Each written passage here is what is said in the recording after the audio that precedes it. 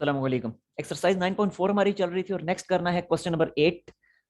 देखें, स्टार्ट में ले रहा हूँ लेफ्ट हैंड साइड से। बहुत सिंपल है, 2 cos स्क्वायर।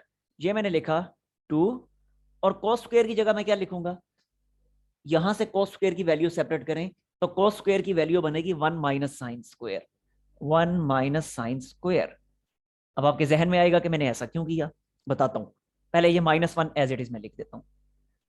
अच्छा, अब जरा देखें, cos स्क्वायर की जगह मैंने 1 माइनस साइन स्क्वायर क्यों लिखा, मुझे कैसे पता चला कि मैं इसको इस फॉर्म में लिखूं। तो देखें, जो चीज मैंने बनानी है उसमें साइन थीटा मौजूद है ना। तो जब कोस को साइन में मैंने कन्वर्ट करना है, जब कोस को साइन में कन्वर्ट करना है, तो रिलेशन फिर यही वाली है मेरे पास। इसलिए उस रिलेशन से मैंने ये वैल्यू कोस की सेपरेट करके इसको साइन में कन्वर्ट कर लिया। अब सवाल आसान हो गया।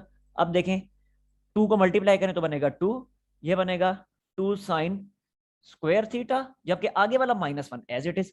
लें जी, हो गया सवाल। 2 - 1 क्या बनेगा, 1, और ये -2 sine square theta as it is लिख दें। और देखें, यही तो हमें प्रूव करना था, यही तो है हमारी राइट हैंड साइड। ठीक है जी, अगले सवाल की तरफ बढ़ते हैं फिर। नेक्स्ट क्वेश्चन नंबर 9 की तरफ हम चलते हैं। और क्वेश्चन नंबर 9 में देखें, मैं राइट हैंड साइड से अब स्टार्ट ले रहा हूं। इस दफा मैं लेफ्ट हैंड साइड से स्टार्ट नहीं ले रहा। हालांकि लेफ्ट हैंड साइड से भी स्टार्ट करें तो क्वेश्चन तब भी हो जाएगा।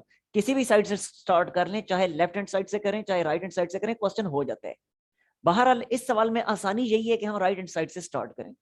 अब आपके जहन में सवाल आएगा, हमें कैसे पता चलेगा कि हमने इस साइड से स्टार्ट करना है, या हमें कैसे पता चलेगा कि इस साइड से स्टार्ट करें तो क्वेश्चन आसान हो जाएगा। बता देता हूं मैं। देखें, अब इस क्वेश्चन में मैं लेफ्ट हैंड साइड से क्यों नहीं स्टार्ट कर रहा, क्योंकि लेफ्ट हैंड साइड पे जो फंक्शंस हैं वो है कॉस और साइन, यानी बेसिक ट्रिग्नोमेट्रिक फंक्शंस हैं। जबकि राइट हैंड साइड पे है टेन, जो कि नॉन बेसिक है, क्योंकि टेन डिपेंड कर रहा है साइन और कॉस पे, देख लें। ठीक है, तो अब अगर मैं बेसिक से स्टार्ट लेके नॉन बेसिक बनाता हूं, मेरे लिए मुश्किल होगी। जबकि दूसरी तरफ नॉन बेसिक से अगर मैं स्टार्ट लेके बेसिक बनाता हूं, आसानी होगी, क्योंकि बड़ी आसानी से मैं टेन को जो है साइन ओवर कोस लिख सकता हूं। लेकिन कोस से अगर मैं टेन की तरफ आता हूं, मेरे लिए बहुत मुश्किल हो जाएगी। ठीक है, तो इससे पहले वाले जितने भी सवाल किए हमने, उन सब में ही लेफ्ट हैंड साइड पे नॉन बेसिक पड़ा हुआ था, सवाए क्वेश्चन नंबर 8 के। क्वेश्चन 8 में दोनों तरफ ही बेसिक था, राइट हैंड साइड पे भी लेफ्ट हैंड साइड पे भी, तो किसी भी साइड से आप स्टार्ट ले लेते, क्वेश्चन आसान ही था दोनों साइडों से। ठीक है, लेकिन इससे पहले वाले जितने भी सवाल थे, सब में लेफ्ट हैंड साइड पे नॉन बेसिक था। कभी लेफ्ट हैंड साइड पे tan होता, कभी कोट होता, कभी सीकेंट होता, कभी कोसिकेंट होता। तो वहां पे लेफ्ट हैंड साइड से स्टार्ट लेना आसान था। यहाँ राइट हैंड साइड से स्टार्ट लेना आसान है, क्योंकि अब non basic right hand side पे है। तो खैर, मैंने स्टार्ट ले लिया। 1 मैंने ऐसे ही लिखा, tan की जगह मैंने लिख दिया साइन बाय कॉस, तो tan स्क्वायर है तो बनेगा sine square by cos square. ठीक है जी, होल डिनोमिनेटर, होल डिवीजन, फिर 1 plus again sine square by cos square. बस अब न्यूमिनेटर और डिनोमिनेटर दोनों में अलग अलग से एलसीएम ले लें। तो देखें जरा, न्यूमिनेटर में एलसीएम क्या बनेगा। देखें, न्यूमिनेटर में एलसीएम बनता है कोस स्क्वायर, कोस स्क्वायर। तो ऊपर बनेगा cos square minus sine square. ठीक है जी, अब डिनोमिनेटर की बारी। तो डिनोमिनेटर में भी तो एलसीएम कोस स्क्वायर ही बन रहा है, सो लिख दिया मैंने कोस स्क्वायर। तो ऊपर बनेगा cos square plus sine square, cos square plus sign square. ठीक है, अच्छा अब जरा देखिए, अब दोनों डिनोमिनेटर्स जो हैं कोस स्क्वायर कैंसिल हो गए, बाकी क्या बचा, बाकी बचा ऊपर cos square minus sine square. जबकि नीचे क्या बचा, नीचे बचा सिर्फ और सिर्फ cos square plus sine square, formula के मुताबिक 1 के इक्वल होता है।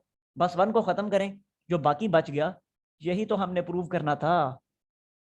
This is our required left hand side, that's all. ठीक है जी, अगले सवाल की तरफ चलते हैं अब हम फिर। नेक्स्ट हम आते हैं क्वेश्चन नंबर 10 की तरफ। अब क्वेश्चन 10 भी बिल्कुल क्वेश्चन 9 की तरह ही है। इसमें भी मैं राइट हैंड साइड से स्टार्ट ले रहा हूँ, क्योंकि इसमें भी क्वेश्चन 9 की तरह लेफ्ट हैंड साइड पे बेसिक ट्रिग्नोमेट्रिक फंक्शंस हैं, राइट हैंड साइड पे नॉन बेसिक हैं, यानी कॉट मौजूद है। तो फिर नॉन बेसिक से स्टार्ट में लेता हूँ। वैसे मैं आपको बार बार कह रहा हूँ, वहां से करेंगे तो भी हो जाएगा, यह नहीं कि वहां से नहीं होगा, लेकिन आपके लिए इनिशियली थोड़ा सा मुश्किल होगा, इसलिए मैं वहां से स्टार्ट नहीं ले रहा। यहां से समझना आपके लिए आसान है। ठीक है, अच्छा देखिए अब फिर, तो कॉट थीटा की जगह मैं लिख देता हूं cos theta by sine theta. आगे -1 डिवाइड, अगेन यहां पे भी cos theta by sine theta +1। अब फिर वही काम करें कि एलसीएम ले लें न्यूमरेटर डिनोमिनेटर दोनों में। तो न्यूमरेटर का एलसीएम देखें बनता है साइन थीटा, तो ऊपर बन जाएगा cos theta minus sine theta. अब डिनोमिनेटर का एलसीएम ये भी बनेगा साइन थीटा और फिर बनेगा cos theta plus sine theta, और एक दफा फिर दोनों डिनोमिनेटर्स कैंसल आउट होंगे और बाकी जो बचेगा वही तो हमने प्रूव करना था। बाकी बचा cos theta minus sine theta over cos theta plus sine theta, that's all. यही तो थी हमारी लेफ्ट हैंड साइड। ठीक है जी, अगले सवाल की तरफ चलते हैं हम फिर। नेक्स्ट हम आते हैं क्वेश्चन नंबर 11 की तरफ। अब क्वेश्चन नंबर 11 में स्टार्ट हम लेफ्ट हैंड साइड से लेंगे। वजह उसकी ये है कि यहाँ पे ज्यादा ट्रिग्नोमेट्रिक फंक्शंस हैं और यहाँ पे सिर्फ एक ट्रिग्नोमेट्रिक फंक्शन है।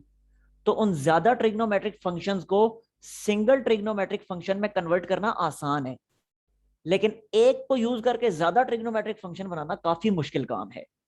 ठीक है, ये तो कॉमन सेंस की बात है, ये तो पता ही है आप लोगों को भी, अभी तक इतना एक्सपीरियंस तो हो चुका है। तो इसलिए मैं स्टार्ट ले रहा हूं फिर लेफ्ट हैंड साइड से। तो देखें, बहुत आसान काम। वंस अगेन हमने बेसिक ट्रिग्नोमेट्रिक फंक्शन में कन्वर्ट कर देने। अब जो पहले वाला फ्रैक्शन है उसको मैं एज इट इज लिखूंगा, क्यों?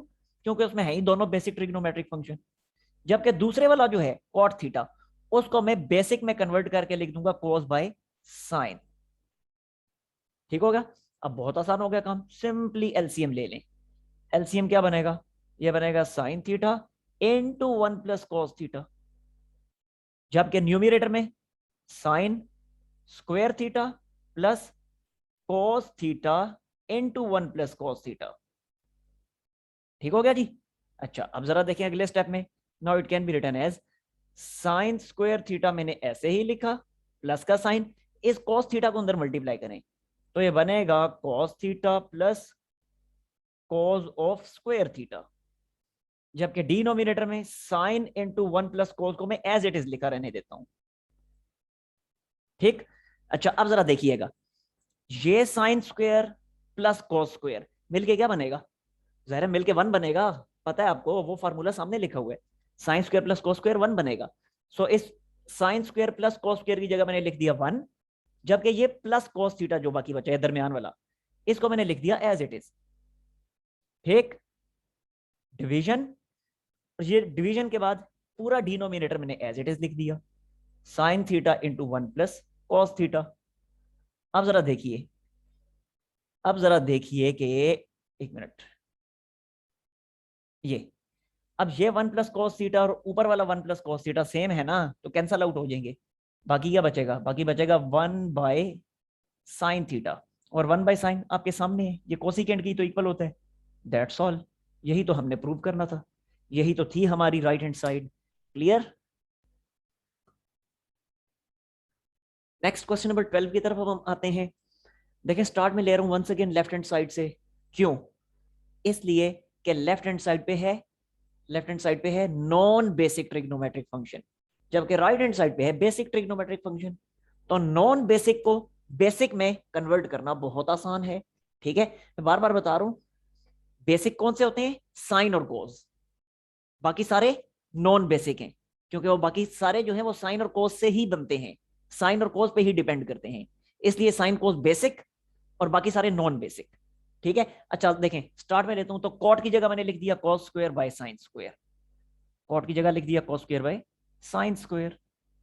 आगे -1 मैंने एज इट इज लिख दिया, whole division as it is, 1 as it is, और अगेन कॉट की जगह cos square by sine square. ठीक है जी, अब एलसीएम ले लें न्यूमरेटर में भी और डिनोमिनेटर में भी।